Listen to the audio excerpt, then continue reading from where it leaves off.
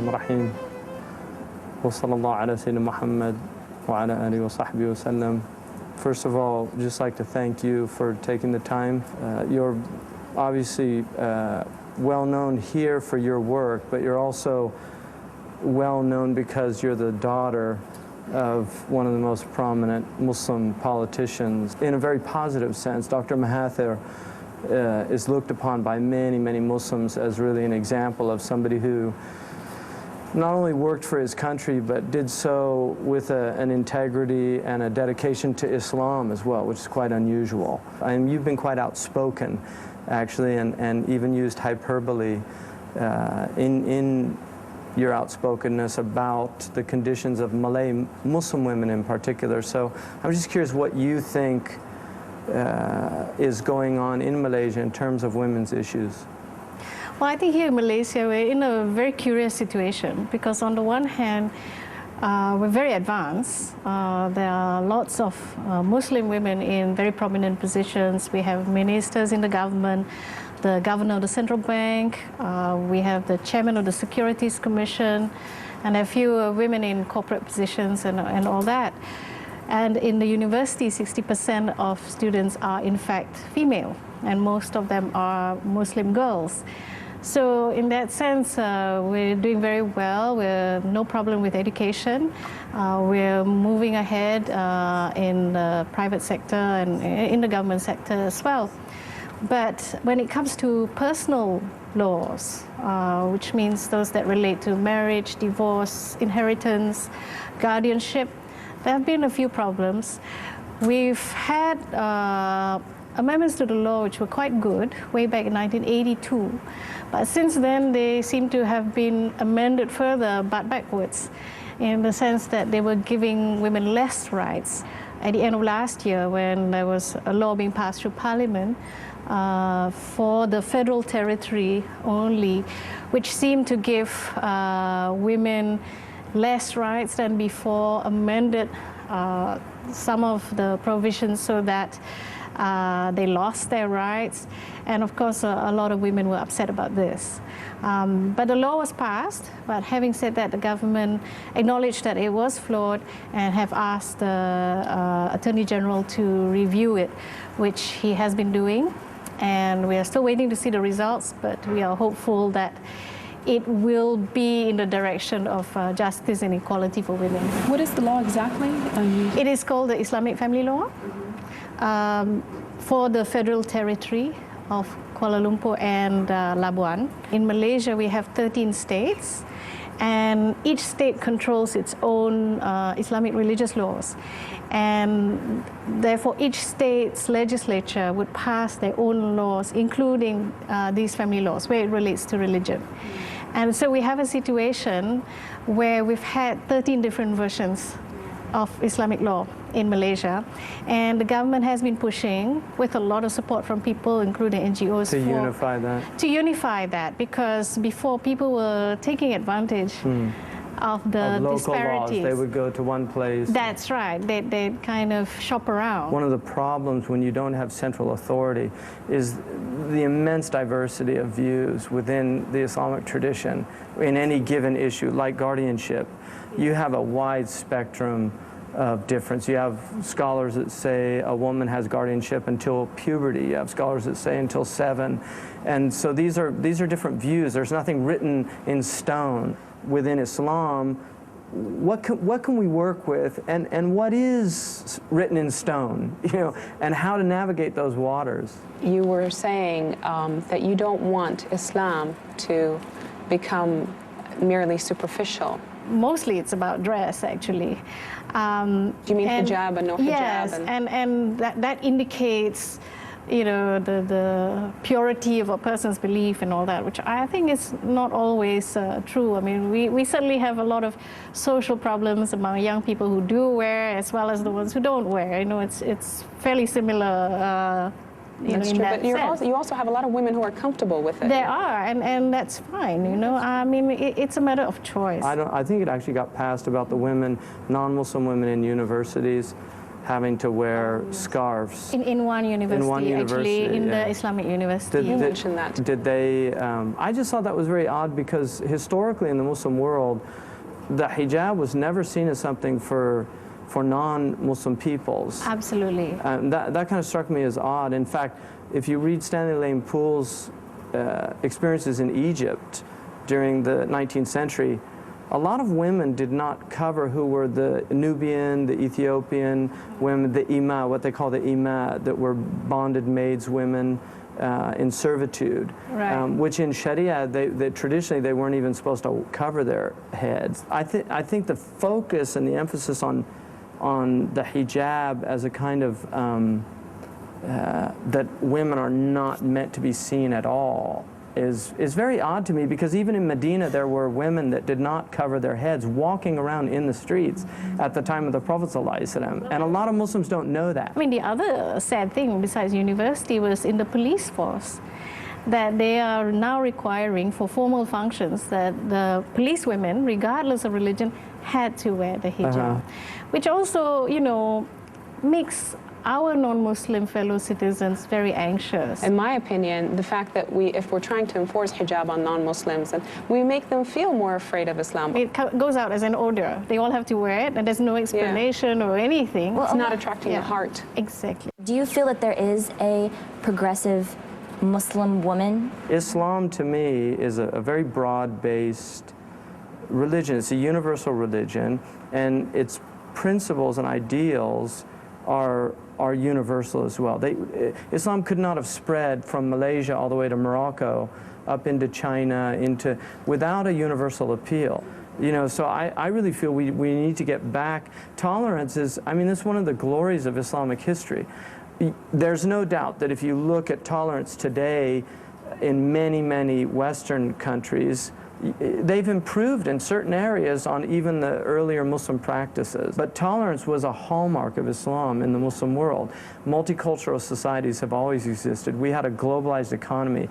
Yemenis were coming to Malaysia, and Malays were going to Yemen to study, and much of Yemeni culture is Malay and Indonesian. You know, they eat, they have a lot of Indonesian foods. They wear Indonesian batik clothing, things like that. I mean, we really forget how globalized. And one comment about the tolerance issue. Islam is not just tolerant, it is accepting. Because tolerance, he explained it like you tolerate a headache because there's something painful. But we don't even look at that pain in others or that negativity in others. We totally accept it. How do we deal with this incredibly rapid change that's happening, with globalization, with exposure to cultures that historically Muslims were not exposed to, and at the same time hold on to what's really precious?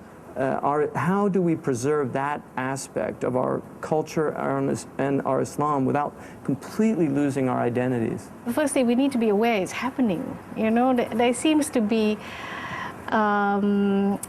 wanting to take on all these new things, all the negative and the positive, without thinking of what it's doing to ourselves. And there's a curious thing I find in Malaysia, that we seem to think that all these negative things happen to other people and not to us. Young people, they're becoming so westernized because they're dressing a certain way and all that.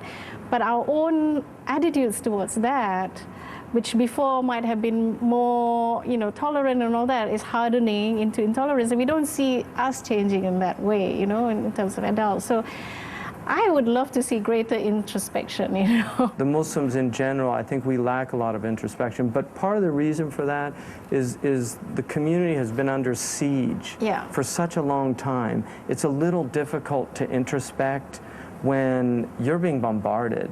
In the West, we have this concept of the media moguls. Yeah. And if you look in the dictionary, Mughal is from Maghul, the Mongols. Yeah. And we had this Mongol invasion where the Mongols came into the Muslim world and just turned it upside down. Well, we've got the media Mongols that are literally flooding people's houses with.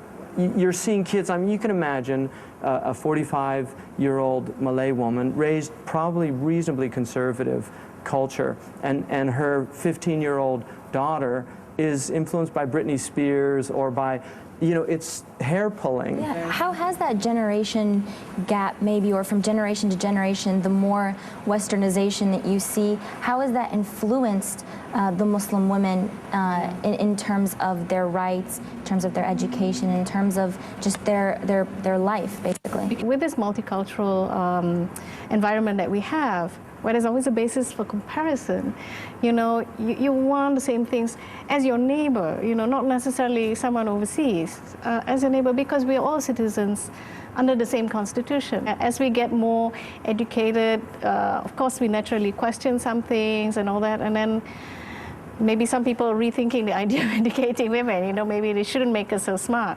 And that's why there's a reaction, you know. But I think it's constant struggle. I don't think you can turn the tide back. But I really felt Malaysia kind of offered an alternative Islam. I mean, I don't want to say alternative Islam, but rather an expression of Islam. Yes. That allowed for Western people to really see something of themselves in them, and without losing their Islam. I mean, that's what I really thought was beautiful about it. Absolutely, I completely agree, and that's why, you know, it's a bit sad that there are some people here, unfortunately. I think maybe they need to go out and look back at Malaysia from outside and see what it really looks like from a distance. I think when you're in it and you tend to think in perhaps more political or communal terms, then you get a bit confused about what you're trying to do here. But yes, I do agree. We could set a really great example. You commented a lot on the marriage and divorce law specifically, and how that related to the rights of women. And I read that you mentioned that the rights of women for Muslim women kind of regressed, while the non-Muslim women had a little bit more of an advantage to that. Yeah. What are some of your thoughts about that law, and how maybe it has let the Muslim women suffer in terms of their rights? Some of the examples in the law that were regressive, you know how Muslim women, when you come into a marriage, your property is yours and it remains yours forever, you know. But in the new laws, the man actually had a right to claim your property. We often, as Muslims, we're always talking about how unfair the West is with us. But I think we really tend to fail to reflect on how unfair we are to each other. Absolutely, as just within our communities, and that really we lose our moral authority with God. What do you think is the necessary element that needs to be changed to strengthen women even more in the Islamic world in general? Number one, education for women. You know, I mean, I feel very sad. There's so many Muslim countries where there's high illiteracy among women, and I think that's almost criminal, you know. That's very basic. Yeah, we have one of the highest rates, and I actually think it is the highest. It's estimated that around 70% of Muslim women are illiterate. And we should be ashamed. And people forget, because if you're living in Kuwait, you think, well, all our women can read. Yeah. But if you go to India, if you go to Pakistan, if you go to Indonesia, if you go to Turkey, if you go to areas where they have a lot of uneducated people, it's a very different story, or Africa. And the first commandment in the Quran is Iqra. Read. Read. They can't even perform that, you know. Secondly, I think it has to be political will. You know, if the top is not convinced that this is the right thing to do, I think nothing ever happens. There are women in politics here in Malaysia, but you said there are only a few. Do you feel that there needs to be many more? I think there needs to be many more. We do have a program to try and get 30% of our decision makers as women in this country. What is this program? All women. I mean, it's under the Ministry of Women. It's part of the. We need to apply that in America, because we don't have 30%. Well, yes, you know, but it's something we signed on to with the CEDAW and the Beijing Declaration. So we need to actually implement that and activate that. When you don't have an educated population of women, they're the ones often raising the children. Yeah. And so they're giving them also that. I mean, their own illiteracy, their own inability to deal with situations. And also when you have silent women in houses that aren't able to stand up for their rights when they're being oppressed, the children, they grow up in an environment of oppression, so they actually experience oppression as a way of life. Right, and they perpetuate it. They perpetuate it. When they move into society, this is just the way things are. Yeah, it's a big concern for me as a mother, you know, because our young people, you know, all they hear is, you cannot do this, you cannot do that. Everything is hard and difficult and forbidden. What can they do? And they're going to look elsewhere. Oh, there I can do this, and there and I then can we're do upset that. when they have that Western influence or that lack of identity. I don't want to just say Western influence, but you know, that lack of identity that they're lost. Yeah, what's going to keep them? You know? And that's there's big a beautiful Malay proverb. I wish I knew it in Malaysian, but it said, when a people forget their tongue and their culture, they perish. You know, they're over. And you know, how do we make them proud?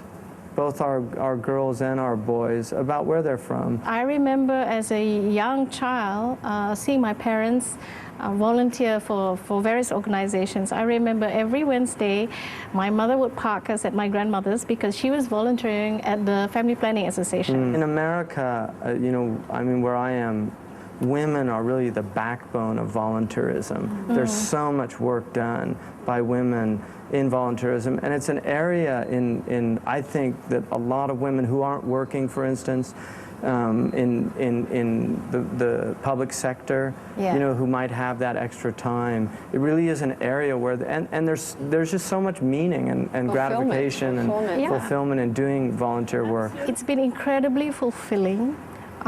It keeps me very grounded because, you know, you really see sometimes the saddest cases. How bad is the problem here in Malaysia?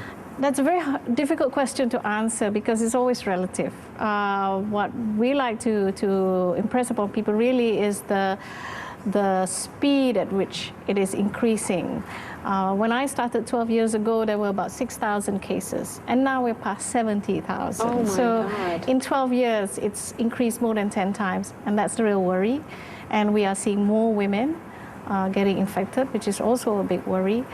So there's a lot to be done, but unfortunately, you know, we're still mired in all this prejudice and stigma that it gets very difficult to even talk about it. Or get people to understand this is a public health crisis, and we need to be practical, and we can't hide under that whole thing about if everyone was only good, they'd be fine, we wouldn't have AIDS. Well, yes, but that's not the reality. Yeah. But you talk about infected women. What's the majority? Are there like a lot of single women, Muslim, or like a lot of married women? What are the majority of people overall living with HIV in Malaysia are Muslims. That's partly because of the way they collect the data, which is Muslim women? Muslims overall. Mostly men, because a lot of this data is collected from drug users, who are mostly men, and for some reason, mostly Malay and mostly Muslim. Nobody really wants to try and understand why that is, but I might have some ideas on that. Tell us. Yeah, what are your Well, ideas? I think that our coping mechanisms with change, with very fast development, rapid development. Yeah, no, these are the taxes are not quite there, you know. And I think religion has a great role to play in a very positive way to bolster our coping mechanisms, as I call it. But it's not doing that because it very often doesn't want to deal with this type of icky issues. I was just wondering, why did you not choose to go into the political world, and you know, you chose to stick to this wonderful cause? I always say that it wasn't me that chose AIDS, it was AIDS that chose me, that I was somehow given this cause as a calling to come and do it.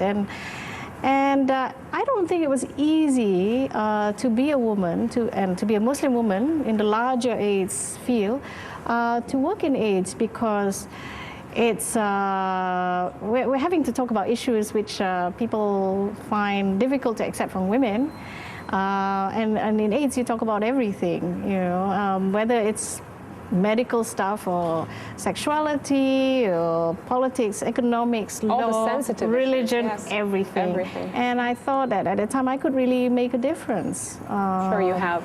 Well, I hope so, at least a little bit. Well, I was going to ask you, in terms of hijab, have you faced any kind of criticism or any kind of commentary about, you as a public figure and the idea of hijab as well? Nobody's ever asked me. And I think my theory on it is really that they know that I've come to give them information which is important, which is for their benefit. I mean it very sincerely. I really, really want to do something good for them. And so it becomes not an issue. They are more interested in seeing what's in my heart, why I'm there. This is it. This is what you were saying about the superficial Well, look. exactly. They can You've see gone beyond it.